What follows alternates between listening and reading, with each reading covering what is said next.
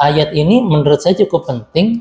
Kenapa? Karena bagi saya kalau ini dimaknai dilipat gandakan hartanya, seperti halnya dia menafkahkan hartanya, itu nanti orang yang paling kaya adalah Siti Khadijah, istri Rasulullah yang pertama. Padahal Siti Khadijah tuh meninggal dalam keadaan miskin ya.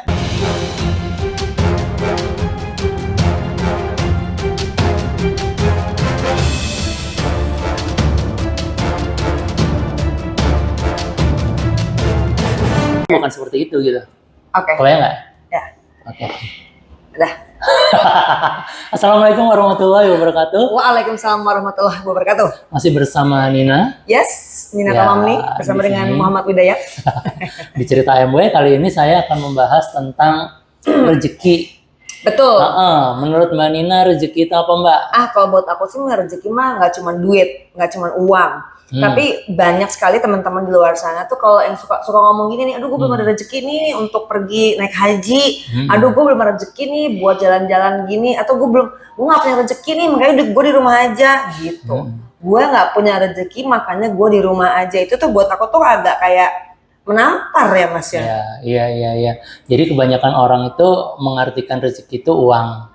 Padahal kalau kita buka Kamus Besar Bahasa Indonesia, arti rezeki itu adalah segala sesuatu yang Tuhan berikan untuk apa? Untuk memelihara kehidupan gitu. Ya betul. Jadi rezeki itu nggak cuma uang ya, nggak cuma materi ya. Jadi apa dong kalau itu? Menurut definisi segala sesuatu yang untuk kita pakai untuk memelihara kehidupan. Punya teman yang baik itu rezeki buat aku. Yes. Jadi saat kita misalnya nggak punya uang, terus tiba-tiba ada yang bilang, gue traktir yuk, itu rezeki. Benar. Gitu. Terus saat kita sedang galau, terus butuh teman curhat, tiba-tiba ada teman yang, ketemuan yuk gitu. Udah lama nih nggak dengar kabar. Terus akhirnya kita jadi terkeluarkan kan semua kegalauan kita, itu rezeki buat aku. Gitu. Nggak usah gitu juga. Kayak sesimpel ditelepon anakku gitu kan, dia bilang mama aku kangen atau mama aku sayang, buat aku tuh rezeki. Gitu. Jadi rezeki itu juga kalau mau lebih luas lagi, kesehatan kita itu rezeki. Iya, betul. Dengan kesehatan kita masih bisa bekerja untuk menghasilkan uang salah satunya. Betul. Kemudian keluarga yang support kita itu rezeki, ya kan? Banyak hal sebenarnya yang kita tidak pernah anggap itu sebagai rezeki atau itu hal yang biasa gitu ya. Kemudian yang paling terpenting itu sebenarnya adalah rezeki itu kita masih bisa bernafas tanpa harus membayar. Ya, benar. Itu kan mengerikan ya, ketika COVID kemarin kita untuk bisa nafas saja harus membuang uang berapa puluh juta untuk tabung oksigen gitu kan. Gitu. Makanya sebenarnya Mbak Nina, rezeki itu akan selalu ada ketika manusia ini masih hidup. Tapi Mas kan ada yang bilang bahwa rezeki kamu kasih uang kamu gitu senilai 100 juta tapi akan diganti 70 kali lipat gitu oleh Allah Subhanahu wa taala. Itu aku suka bingung loh Mas. Iya kalau diganti, kalau nggak diganti maksudnya gini, bukan saya menyaksikan Allah ya, enggak, astagfirullahaladzim, enggak.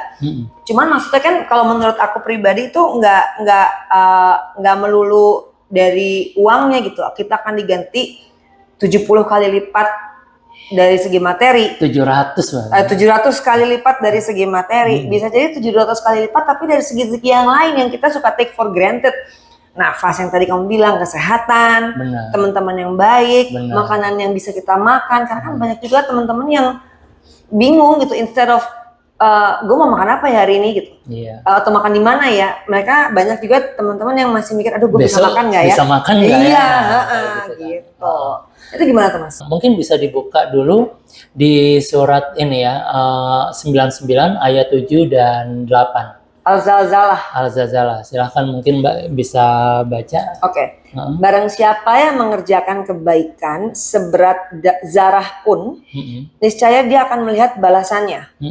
Dan barang siapa yang mengerjakan kejahatan sebesar zarah pun, niscaya dia akan melihat balasannya pula. Oke, dari ayat ini apa yang Mbak dapat kira-kira? Kamu bikin PR loh. Jadi maksudnya dari ayat ini nih, kalau menurut aku Allah itu selalu adil. Kalau kita baca di Quran, di ayat-ayat Quran dari depan sampai belakang tuh selalu dibilang bahwa Allah itu adil. Selalu adil. Setelah kesusahan pasti ada kebaikan. Setelah ada sebelum ada kesenangan ada kesusahan apa pasti itu gitu. Jadi nggak mungkin kesusahan terus nggak mungkin, kesenangan terus nggak mungkin. Pasti ada naik turun tuh pasti ada. Pun di sini nih. Jadi kalau misalnya kita mau berbuat kebaikan itu tuh akan dibalas sama Tuhan. Pasti. Itu juga kalau kita berbuat kejahatan, pasti kenapa muka gue begini? Pasti akan dibalas oleh Allah Subhanahu wa taala gitu. Artinya kebaikan atau kejahatan itu dampaknya buat orang yang melakukannya. Jadi misalnya kita jangan pernah berpikir melakukan kebaikan karena orang itu gitu. Seharusnya kita melakukan kebaikan. Kenapa kamu melakukan kebaikan? Ya karena Allah menyuruhku. Iya. Karena Allah minta kita untuk berbuat baik. Iya, udah, karena perintahnya seperti itu gitu, kepada siapapun. Ketika kita berbuat sebaliknya, maka itu bukan untuk orang lain juga, tapi bagi kita yang melakukan. Jadi kalau kita tidak pernah menemukan keadilan di dunia, nah keadilan itu adanya di Allah. Kita bisa melihat di Quran gitu ya. Itu tadi baru contoh tentang kebaikan dan keburukan yang ternyata Allah balas gitu. Ya. Kemudian yang kedua, boleh dibuka surat 28 ayat 54. Silakan. Mereka itu diberi pahala 2 kali disebabkan kesabaran mereka. Dan mereka menolak kejahatan dengan kebaikan. Dan sebagian dari apa yang telah kami rezekikan kepada mereka, mereka nafkahkan. Nah, kembali lagi ya, ayat ini tidak menyebutkan tentang uang gitu. Tapi di sini dibilang mereka itu diberi pahala 2 kali. Artinya ada kebaikan atau ada reward yang diberikan Allah itu 2 kali lipat gitu. Atas apa? Atas kesabaran mereka. Jadi orang-orang yang sabar itu Allah berikan kebaikan yang berlimpah-limpah sebenarnya. Ya, dan mereka menolak kejahatan dengan kebaikan. Jadi kalau kita menolak kejahatan pun itu harus dengan cara yang baik.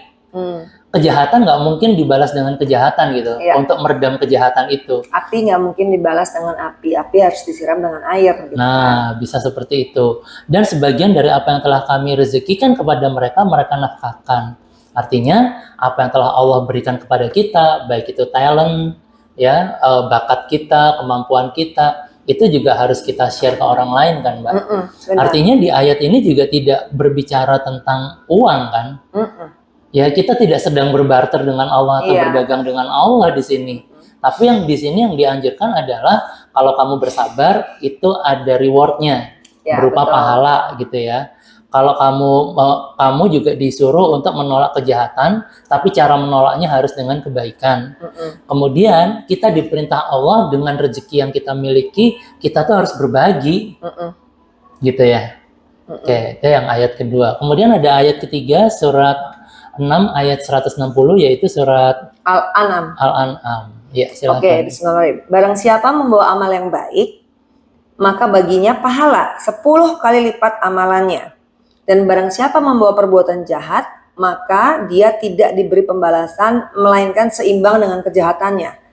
Sedangkan mereka sedikit pun tidak dianiaya atau dirugikan. Masya Allah. Luar biasanya Allah ya. Setiap kebaikan itu di sini berlipat. Yang kita dapat 10 kali lipat kalau Allah sebutkan di sini ya.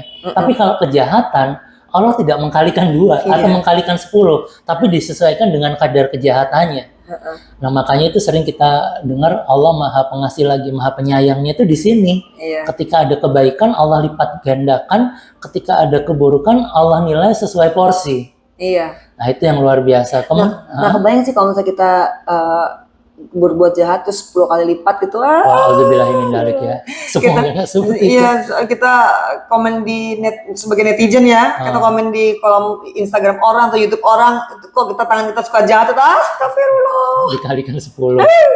Nah, artinya apa? Di ayat ini Allah sebenarnya sedang apa? Sedang mendorong kita untuk lebih banyak berbuat baik. Gitu kan. Karena apa? Ada reward, kembali lagi reward ya. Pahala. Nah, sekarang kembali lagi ke kata-kata pahala. Pahala itu bukan koin tabungan. Pahala itu sebenarnya kalau saya mau definisikan adalah segala sesuatu yang kita lakukan sesuai dengan kaidah-kaidah yang Allah perintahkan. Itu pahala. Kalau tidak sesuai dengan kaidah yang Allah perintahkan, ya itu udah dosa. Sesimpel itu sebenarnya.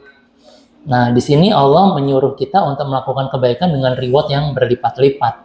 Ya, betul. Kemudian yang selanjutnya ada di surat 2 ayat 261. Silakan. Al-Baqarah nih, guys ya.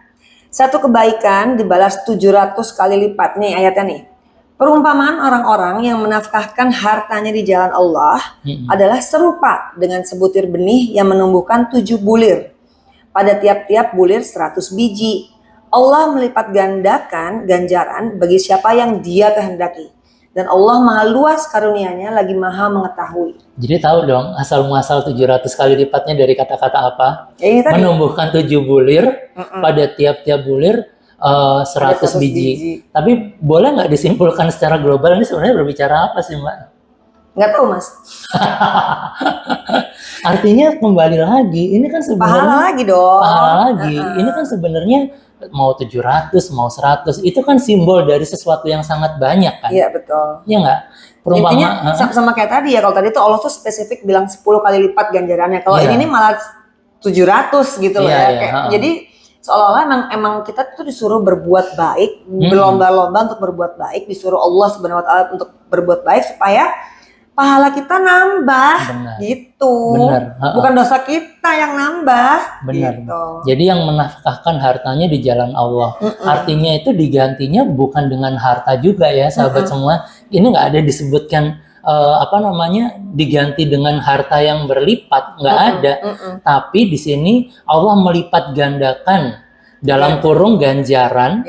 Ganjaran itu kan bisa jadi apa? Ya berupa akibatnya ya, pahalanya dan lain sebagainya bagi siapa yang Dia kehendaki. Kenapa, Mbak? Ayat ini menurut saya cukup penting.